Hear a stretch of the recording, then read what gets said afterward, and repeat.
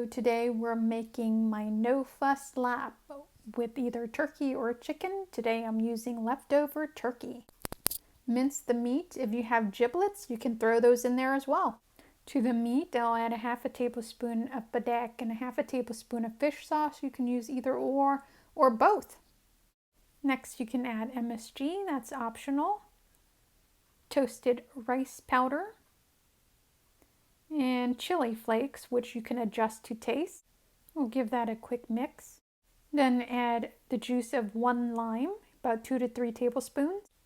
We'll mix that again and then give it a taste to see if we need to adjust anything.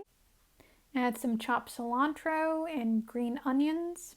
Give it a final toss and serve. Garnish with mince and fresh chilies, cucumber. Enjoy! For this full recipe, visit crumbs.com.